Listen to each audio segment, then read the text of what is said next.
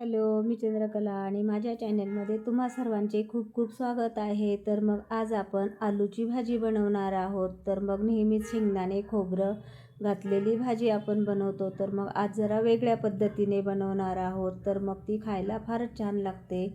तर आलू स्वच्छ धुवून साल काढून घ्यायचे आणि फिंगर चिप्सला जसे आपण काप करतो तसे उभे काप करून घ्यायचे आणि 2-3 पाण्याने चांगले धुवून घ्यायचे आणि धुवून थोडा वेळ पाण्यामध्ये बाऊलमध्ये घालून ठेवायचे. तोपर्यंत तर उभा कांदा पण कापून घ्यायचा आणि मग त्यासाठी आता आपण बॅटर तयार करणार आहोत. तर अर्धी वाटी दही घ्यायचं, त्यामध्ये लाल मिरची पावडर, गरम मसाला, धनेपूड, जिरेपूड, मीठ, हळदीची पावडर घालून चांगलं मिक्स करून घ्यायचं आणि मग जे फिंगर चिप्स करून ठेवलेले आहे ते त्यावरती एक चमचा बेसन घालायचं आणि मग जे बॅटर केलं आहे ते चांगलं मिक्स करून झाकून ठेवायचं. फोडणीमध्ये तेल घालून, राई, जिरे घालून, आलं लसूणची पेस्ट, कापलेली एक मिरची आणि उभा कापलेला कांदा घालून घ्यायचा.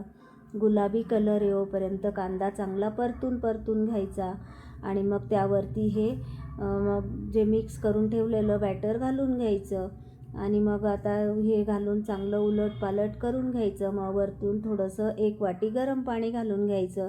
तुम्हाला थोडी जास्त ग्रेव्ही ठेवायची असेल तर थोडं जास्त पाणी घालून झाकण घालून चांगलं शिजून द्यायचं आणि मग वरतून कोथिंबीर कापून घालायची. अशा पद्धतीने अगदी झटपट आणि सोप्या पद्धतीने आपण आलूची भाजी बनवलेली आहे. तर मग तुम्ही पण बनवा अशी भाजी.